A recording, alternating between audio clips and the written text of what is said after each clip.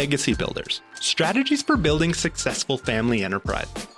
Brought to you by Beacon Family Office at Asante Financial Management Limited. I'm your host, Jorge Gagnon, Senior Wealth Advisor, and on this show, we explore global ideas, concepts, and models that help family enterprises better navigate the complexities of family wealth. Today, we welcome Joshua Nacht, Senior Consultant at the Family Business Consulting Group.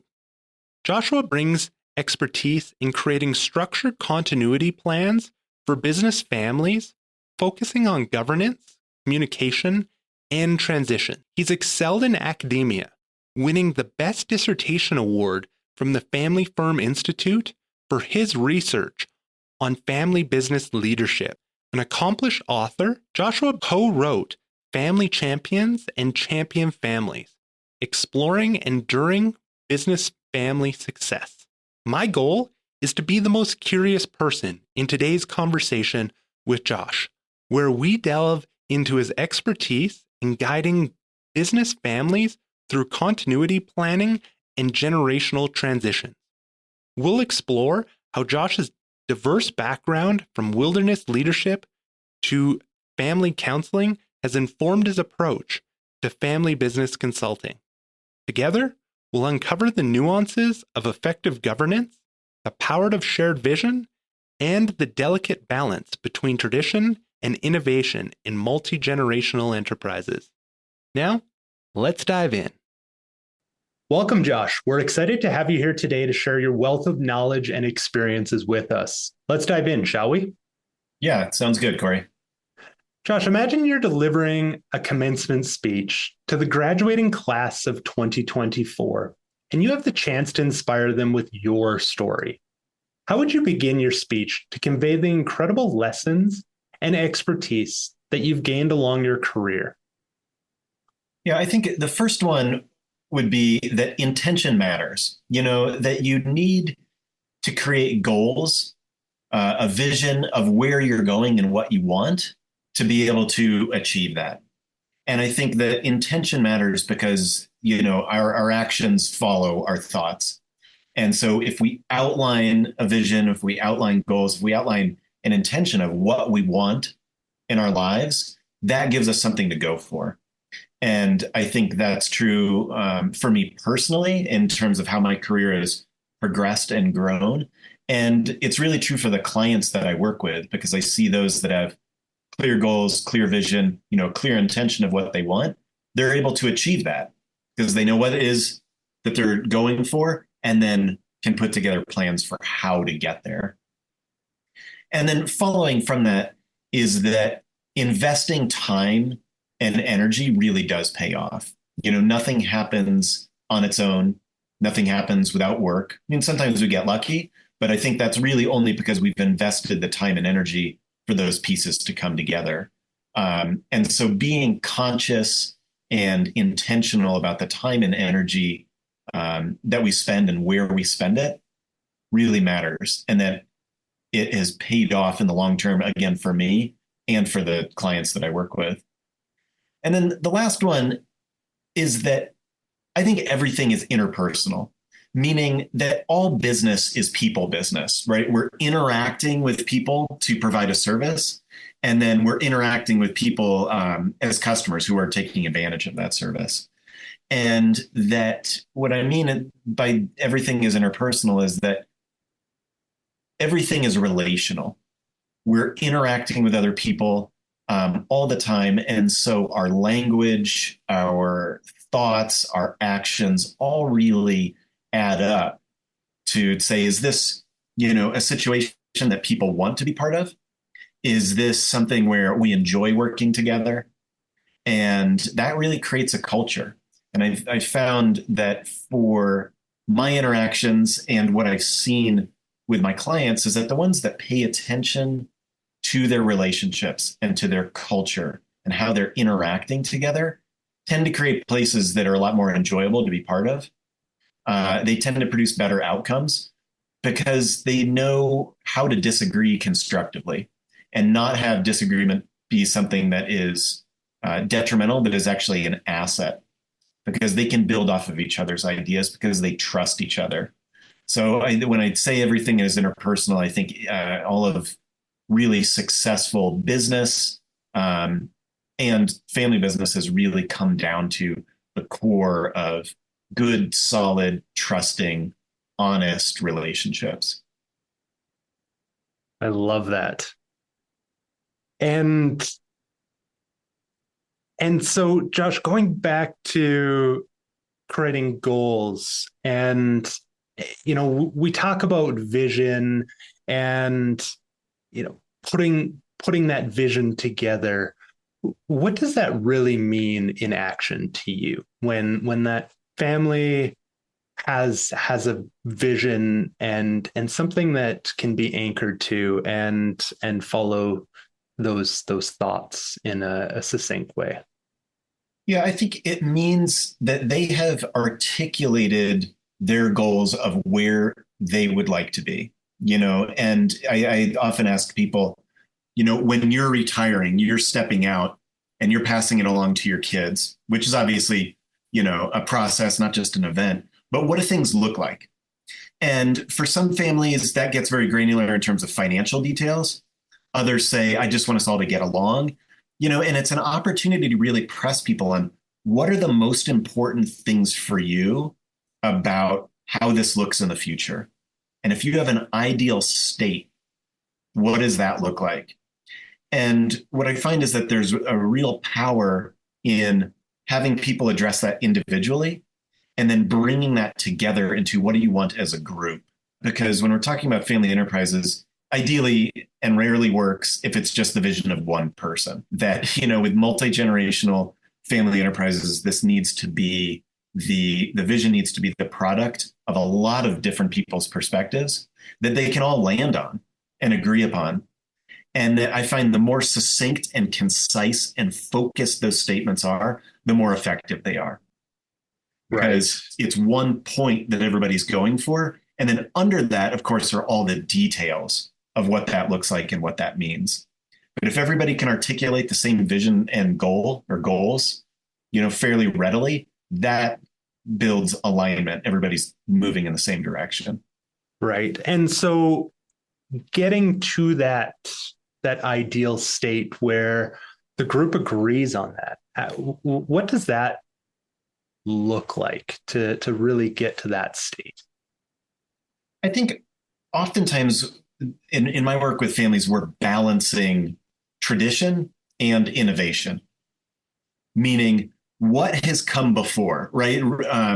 Unless you're the founder, you're coming into a family enterprise that has previous generations in place in terms of what they've wanted and what they're driving for. And so there is a legacy and a tradition that is already in place. And then the question is for the younger generations, for these upcoming generations, what would you envision for the future? Right. And that's always building on what's come before, but it's also taking the next step in terms of innovation and what they would like to see. And so it's a balancing of those two. Sometimes they stand in some degree of tension, but oftentimes I think that's a healthy tension. Right. To say, how can you honor where you've come from and take it the next step, because the future is going to look different than the past. Yeah. So the family says, succession's on the horizon. There's members who've stated, when I'm retiring, I want this business, I want this enterprise to look this way. How do we actually set this up now to ensure that everyone is following that it's not just a one and done, we had this conversation, had some disagreements, and now hopefully everyone can continue to progress in that way? I think that this is an ongoing process, right? And that it's not that we establish a vision at one point in time and then that's it for the rest of the existence of the business. That each generation, I think, has the opportunity to refresh and update and build on what's come before by revising the vision and looking at it and updating it. And sometimes we go through this process of getting input from everybody. There's sort of individual collection, and then there's, a group project to say, hey, this is what's important to a lot of different people. Let's consolidate this. Let's build alignment around this. And sometimes that ends up very, very close to what's already in place. Right. Sometimes it really takes the next step. And sometimes it really represents quite a shift from what's come before. And in each case, that can present opportunities and challenges. And so I think a lot of times what we're working to rectify are those different perspectives. And, one of the biggest fears of the outgoing generation a lot of times is they're just going to take everything I've done and sort of throw it in the dumpster and do something different. And rarely is that the case. And it's more a case of how can we build on what's come before and appreciate that what's gotten us to this point may not get us to a future point. Right. Because the world is different, the business is different, the family is different. And so we have to adapt to each of those factors to ensure that the business succeeds. Absolutely. And going back to your comment of everything is interpersonal, I want to go back to those groups. When you talked about the individuals and breaking into groups, I think that there's some magic there in how a collective can come to some level of consensus and bring those ideas to some level of common ground. How have you found success in that? I think, people do best when there's some idea starters, so it's really starting with some ideas and some thought provoking questions, and then having people think about those and respond to those in some manner on an individual level. So they are, really focusing on themselves and what their thoughts and feelings are about the topic or about the questions. And then it's a process of gathering those and identifying the themes. If we've got 20 people, 15 are saying the same thing, maybe 5 aren't, okay, there's a clear theme there. And then it's putting together those areas of commonality, as well as appreciating some of the outlying comments, because sometimes outlying comments have some real interesting, thought-provoking aspects to them.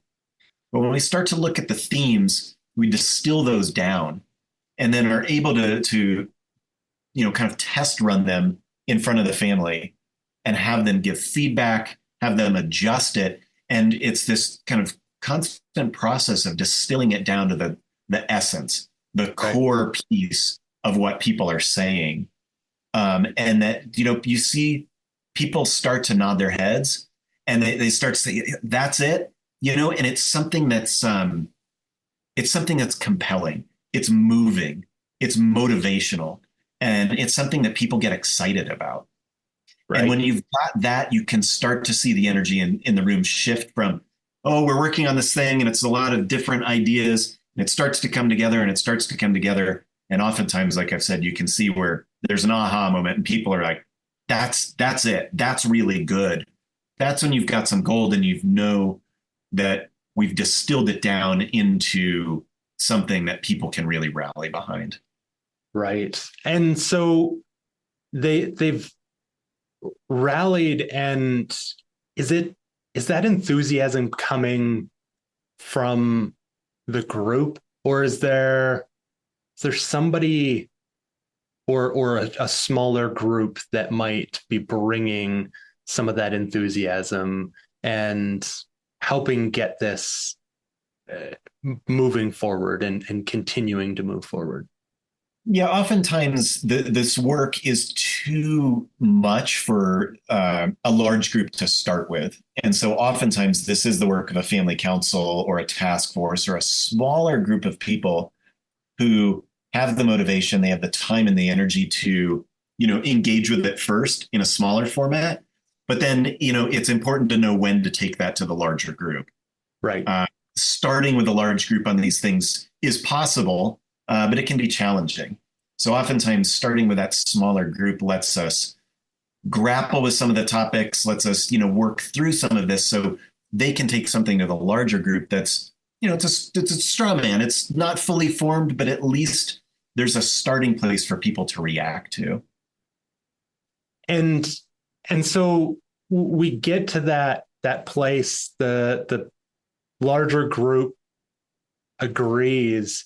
And now what? Is there something that needs to be documented? I'm guessing that there's now some leaders of the business who might need to implement things. Maybe some dialogue there. How are we getting the business and the family now talking, as there's probably some overlap, but maybe some members that don't overlap in that case? Yeah, I think what's important is that there is really good communication between the owners and the people involved in running the business, who might be family members, might not be family members, and that we're building alignment, and that we don't want the family to come up with something that the business can't execute on. That's not Right. realistic, and that's not a good relationship. Right. So at the appropriate time, and some of this depends on how detailed that vision is, and how far into the details the family wants to go.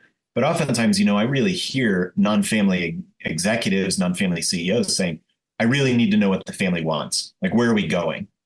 And then I can execute on it.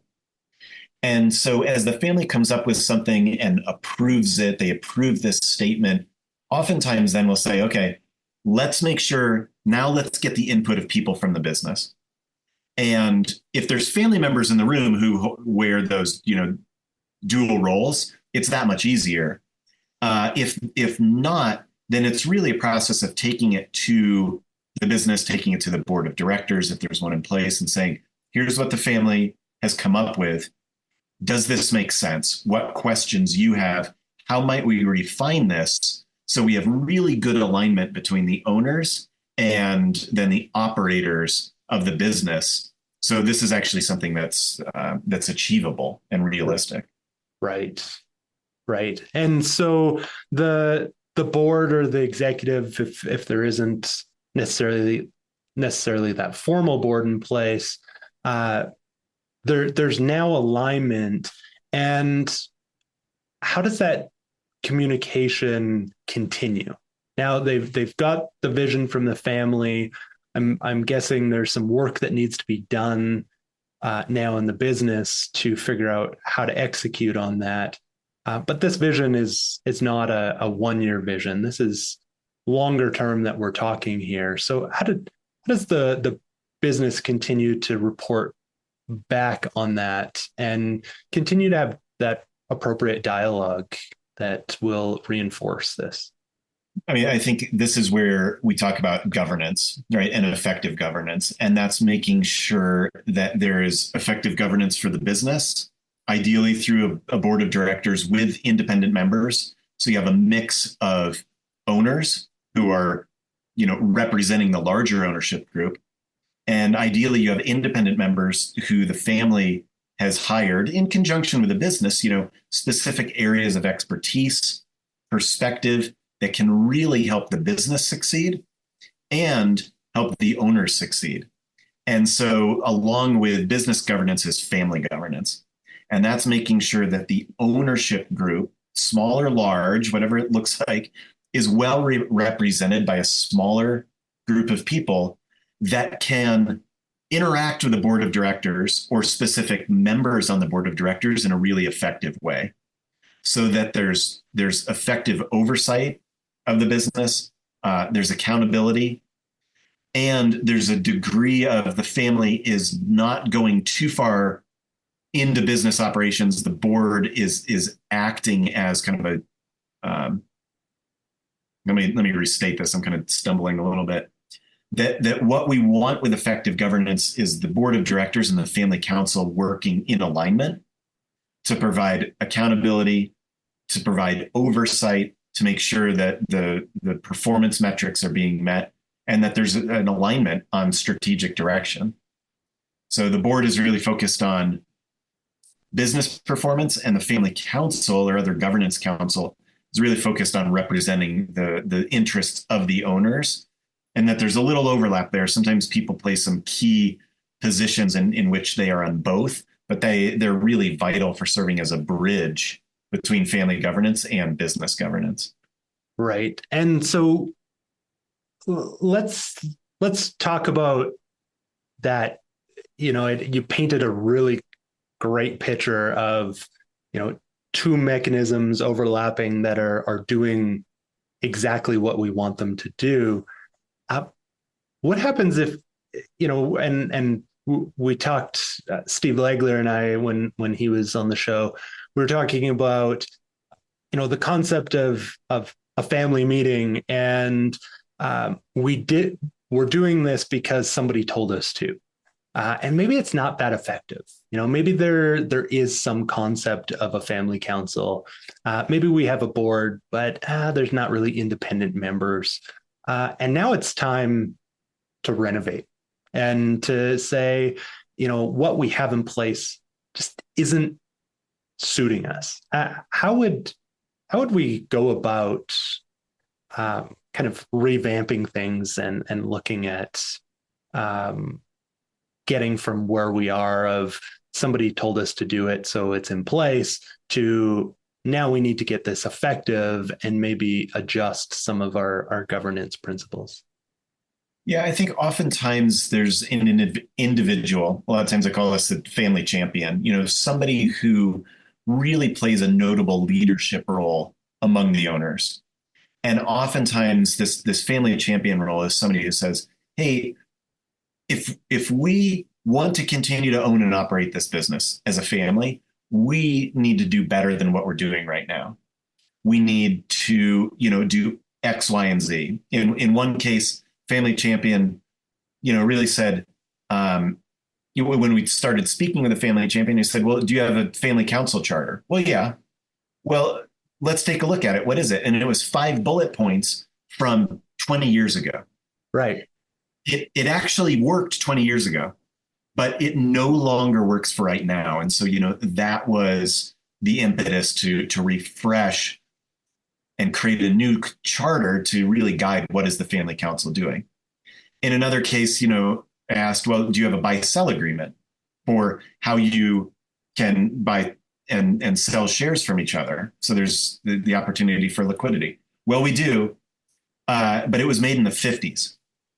And we chuckle about it, but this is what happens where something gets in place and then it's never revised, it's never refreshed, and it's never updated until it causes problems. Right. And that's where an individual leader can often say, hey, we need to put some attention into this, because when it was created, the family was very different. The business was very different.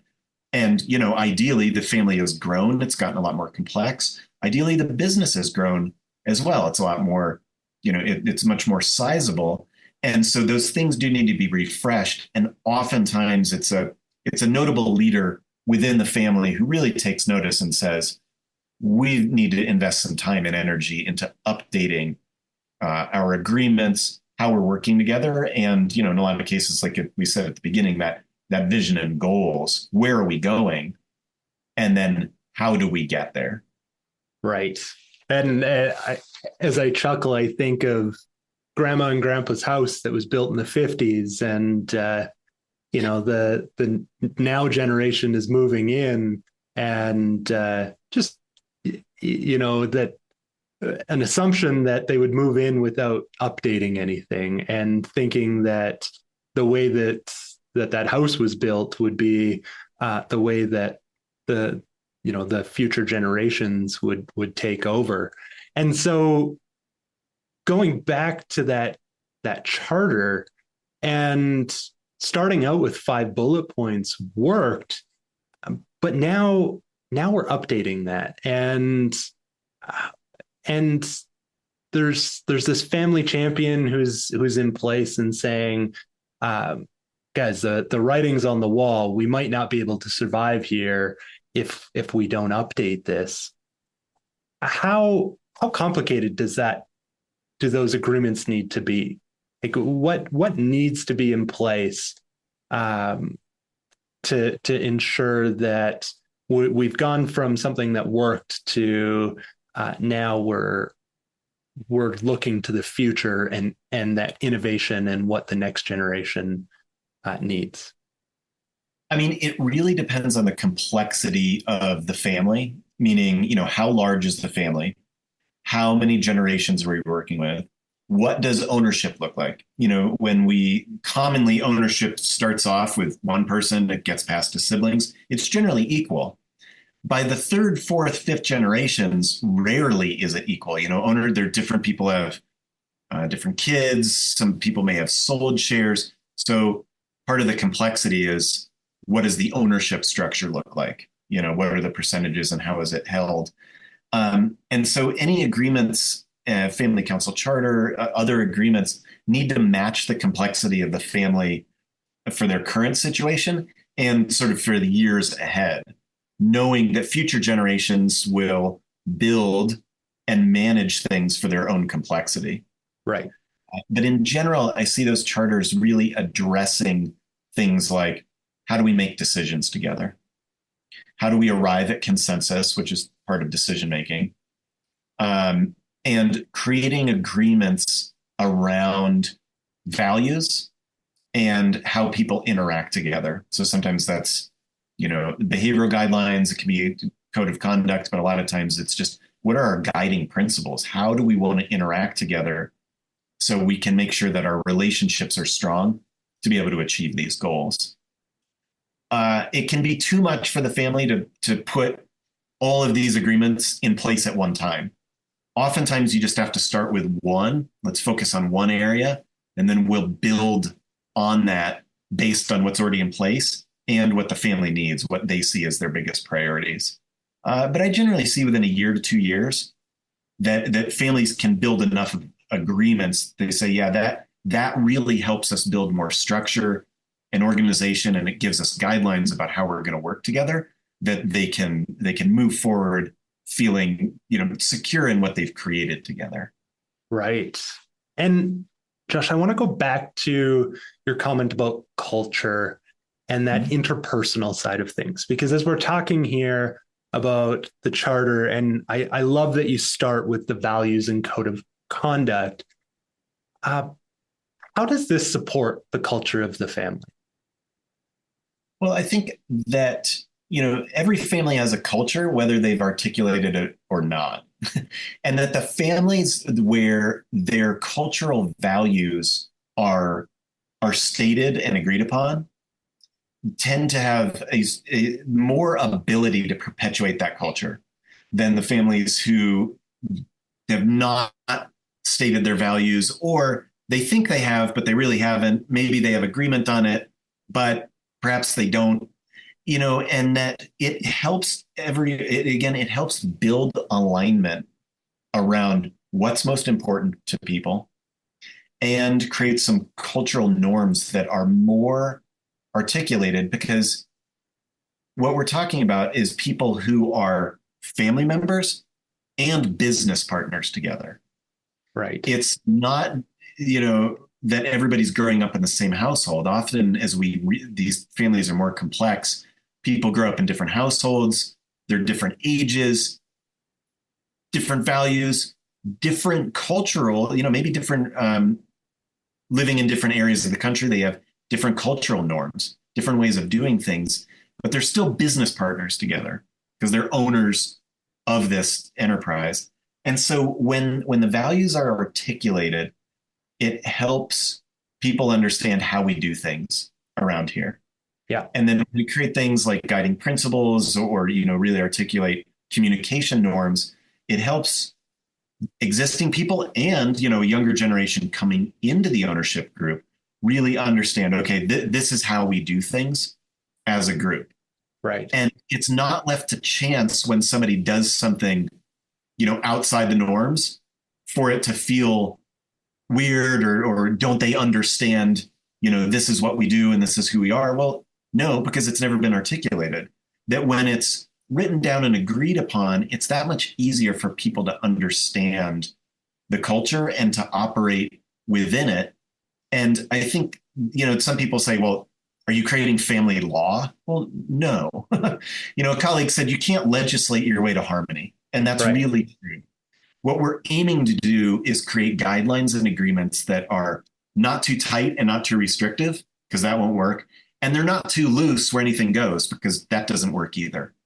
We're trying to Sure. find this middle ground of agreement so that people can communicate and interrelate in a way that's really effective so they can reach their long-term goals, whatever those are. I love that. And so, well, let's relate this back to the business for a second, because I think there's something as you map it out here that creates that secret sauce where this is a family business and it is something that creates that competitive advantage. So getting that family culture to ensure that it actually translates into the business. How can we effectively do that? Well, again, I think this goes back to effective governance, and it starts with the family having those items articulated and clearly communicated to the business. If you have family members working in the business, it's that much easier, Right. and they really keep an eye on the culture and really understand, these are our values and this is what's most important to us, and they can guide that. Um, if you have non-family executive team, it's really making sure that's clearly communicated and that there's governance, oversight and accountability to make sure that the business is operating within those cultural values. That too boils down to relationships, trust, and communication. And that's an ongoing process. That's something that is looked at all the time. And I think that the families that I've seen really succeed in this realm, they they share their values. They speak them out loud at the beginning of meetings. They make sure that when we're making large decisions in the business, out of the business, is this aligned with our values? Right. And it kind of does that smell check. Is this aligned with our values? Does it fit? Does it feel good to us? And for some people that might feel kind of soft, but I think when you dig into it, there's a lot of power there in making sure that decisions are aligned with values, and governance is often the vehicle to make sure that alignment's there. I like that. As you said, it can feel soft. Um, it might feel awkward in ways where people are establishing new normals, and to say this is how we do it now. uh, I think sometimes can be one of those things where, yeah, why are we doing this? And is this really going to work? But I think, as you mentioned, Josh, is really taking it and making sure that alignment is there. And if it feels right, great. If it needs to be adapted, then adapt it and move forward with that. Yeah, I think it's values in action. Values on a piece of paper are nice, but they only matter insofar that they're being put into action. And I think that's really at the heart of the matter in a lot of cases. Right. And Josh, as we near the end of our conversation, crazy to think that we're already at the nearing the end, but there's a few questions that I want to make sure that I ask you, that we ask each guest before we wrap up. Are you ready for the tough ones? Sure. Yeah. Oh, good. I like a tough question. Good. um, so my first one, what is one key strategy that you believe is most essential for building a successful family enterprise? Um, we've kind of touched on this, but I think it's really making the proper investment of time and energy into creating agreements together, because those agreements are what guide the entire enterprise. Starting with, well, what do you want? What are your vision and goals? Where are you going? how are you going to get there?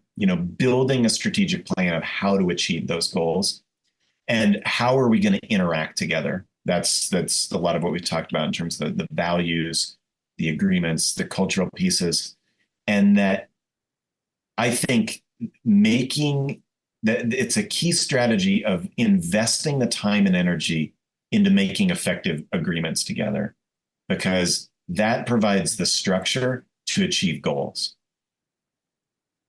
Fantastic. And I like that you made the comment earlier that it's not just about creating so much legal framework that you can't operate in it, because I think that's also a condition is making sure that it's not too restrictive. Yeah, I'm always, working with families, and these agreements are the product of a lot of different people's perspectives. And that what we want to end up with is not too tight, not too loose, and that we're really hitting this appropriate middle ground where there is room for some differences, but there are also boundaries. Beautiful.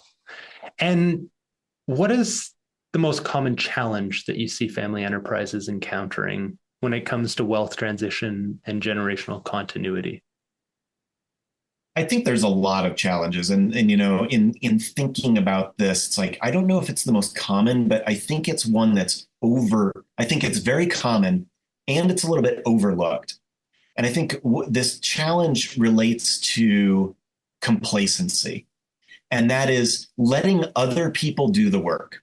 Like sometimes in families, it's easy to let one person overachieve and do a lot of the work and for the other people to be along for the ride. And I think that can be effective in the short term, but I think it's very ineffective in the long term. And part of that complacency is assuming that everything will continue to be just as it has been. And that really goes with, well, we've never needed a board in the past. We've never needed a computer system in the past. Why would we need one in the future? And that it really goes under that maxim, what got you here may not get you there. And that can be hard for people who have really built a system and understand a way of things of being for years, that you do have to have innovation. And so I think there's got to be a continuous spirit of renewal, of refreshing, of looking ahead, and not assuming that what's worked in the past is going to work in the future. It might, but I think that requires some close examination. And so I think there's a common sort of underlying challenge of complacency that needs sometimes a nudge for people to really engage in that refreshing and updating of that goes across the board with a lot of different aspects. That's great. And yeah, just thinking that one person can't continue to carry the group, that it might work temporarily, but it's not sustainable is great to. Yeah, I think they can be very motivational. I think they can provide leadership. I think they can really help get over some hurdles, but no one person can do it all themselves all the time. Right. Yes. And in your experience, what are the top three key qualities that successful family enterprise leaders possess? Yeah, I think the first is a passion and a motivation. This has to be, and when we talk about a family enterprise leader, I think of somebody working in the business. I also think of somebody who's not working in the business, who is more in a governance leadership position. Yeah. And I think there's a degree of passion and motivation in either case that's really important. There's an emotional connection to the success of the family, to the success of the enterprise, and people who really succeed really want to see the family thrive and to see the business thrive. You can't fake that for too long. It's got to be something that's really felt deep inside. And then, building on that, I think the second key quality is this servant leadership mindset, that leaders are acting on behalf of the whole. They are servants to the larger ownership group. They're not just out for their own self-interest. They're Right. not just out for financial interest, that they are really serving on behalf of the larger family. And I've seen some family leaders say, hey, this is a real burden. What my granddad started as a small little company is now a, multi-million, or in some cases, $1 billion enterprise. And that's a lot of responsibility on me. Like, I don't want to be the one that screws it up. Right. And, the servant leader really has everybody's interests in mind, even in some cases, those people they may not resonate with, they may not like, but who are owners. And so I think that the servant leader takes that seriously and also knows how to surround themselves with people so they're not doing it alone. Being an effective leader does not mean being the only person involved. It means, building a team in these cases. And then part of that team mindset, and this is the third one, is really listening to diverse perspectives and building consensus based on all of those perspectives. Um, I've had some people say, well, it was really easy when we had a dictator, one person. Sometimes I've heard it, well, I'm a benevolent dictator. Well, okay. It's a lot easier when it's just one person deciding things. That rarely works as the family gets larger and more complex. Yeah. And that part of being a successful leader is in listening to and appreciating all the diverse perspectives that are in place in the family, and then bringing those together into consensus, into a path forward.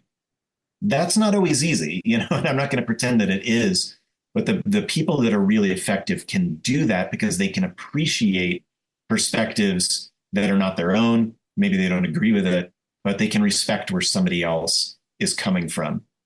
And then they have the skills to be able to draw those perspectives together into a path forward. This is kind of like a muscle in families. The more they use it, the better they are at it, and the stronger they are at building consensus. For families that have never been given that opportunity, it can be pretty difficult at first. But the families that work on it can really build this as a skill. And I think it's essential for a successful, long-lasting family enterprise. I I love that comment. Just thinking of coming out of the shadow of that dictator, that it does take a lot of muscle building to uh, to actually get there.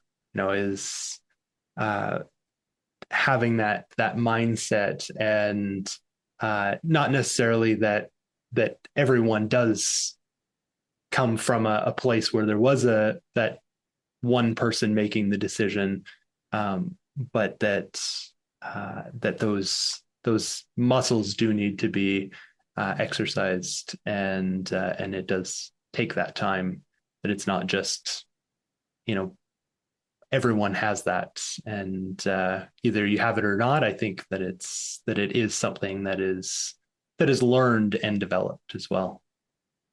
It is, and that can be a hard transition from a solo decision maker into a more group model, but it will have to happen sooner or later. And so the families that work on it sooner tend to have an easier transition than when a single decision maker holds on too long to that position, and the family can never have the opportunity to develop their own skills in that realm. Absolutely. And before we conclude our discussion, I'd like to highlight, where can our listeners engage in more of the conversations that you're having, and also, some of those conversations that and maybe thought leaders that you're paying attention to as well. Yeah, I mean, I'm a partner at the Family Business Consulting Group, and we try to do a lot of idea development and thought sharing. And so we write a lot of, kind of short 2 to 3 page articles on all matter of family business topics. And this is something that we really invest in because there's there are so many questions, there's so much complexity to family enterprise matters that we're constantly learning from our clients. You know, I have learned more from my clients, well, maybe as much as from my clients as from my colleagues. And I think it's really important to share that back. Right. And so we're constantly trying to have output, sharing what we've learned and really helping other family enterprises learn from each other. Um, and so that's a primary way as a firm that we are able to advance the thinking in the field. I appreciate that there's so much wisdom within these family businesses that you work with, and to be able to take that learning and share that with the world is really a gift. Yeah, I mean, it's one of our values at the Family Business Consulting Group, and it's something that we really strive to uphold and perpetuate. That's great. And Josh, I wanted to make sure that we covered everything today. Is there anything else that you'd like to share with our audience that we didn't get a chance to touch on? Um, I don't think so. I mean, I think that in any one of these topics, we could go pretty deep into it. You know, we didn't really touch as much as on, you know, kind of creating a family strategic plan, but that's really the next step behind a vision and goals. You have a vision, you know, we've created a vision, you've created goals. Great. How are you going to get there? And I think that the families that invest that time and energy into building a strategic plan and executing on it and updating it, um, they tend to really succeed. They take this as something that's serious, it's work, but they're willing to invest the time and energy into it in order to reach those goals. And I think that's just the follow up piece on that. That could be a whole podcast unto itself, but that's the thinking that I want to help share with people. Fantastic. And I agree. I think that would be a great episode. And I think in the future, something that I'm eager to bring to our audience. I did want to make sure that I thanked you for your time, Josh. I know that you're a busy guy. Taking the time to share your expertise and experiences with us is a great gift. Your insights have been incredibly valuable to myself, and I know that our listeners will be grateful for your contribution to our episode today. Well, thank you. I appreciate the opportunity, and it's been a great conversation. And I appreciate the questions. They're interesting and thought provoking, and I hope everybody listening finds them the same. Awesome. Well, thank you. As we wrap up this episode, we invite you to reflect on Josh's insights about family enterprise governance and the importance of aligning family values with business strategy. Whether you are part of a family enterprise or provide consulting to them, Josh's experiences highlighted the power of articulating shared goals, balancing tradition with innovation, and implementing effective governance structures. Throughout our discussion, we delved into crucial aspects of family enterprise governance. We explored the importance of balancing family traditions with innovative thinking and how critical it is to develop effective governance structures that span both family and business spheres. We also examined the process of creating and updating family agreements and the role of the family champion in driving necessary changes. These insights offer a practical framework for families striving to build alignment, foster a strong shared vision, and successfully navigate the complex landscape of multi-generational family enterprises. For those seeking expert guidance on navigating the complexities of family enterprise governance and the intergenerational transition, Joshua Nacht and the team at the Family Business Consulting Group are ready to assist. You may also be interested in his book, Family Champions and Champion Families, which explores the role of family leaders in fostering long-term business family success. We've included Josh's contact information along with additional resources in the show notes to support you on your journey. Thank you for joining me, Corey Gagnon, your host of Legacy Builders Podcast. It's my personal passion to explore with you these topics related to family wealth. If you enjoyed today's episode, you can subscribe on Spotify, Apple Podcasts, or your preferred podcast platform. And don't forget to share this episode with family, friends, and colleagues who you care about. If you'd like to help support this show, you can do so by leaving a rating and review.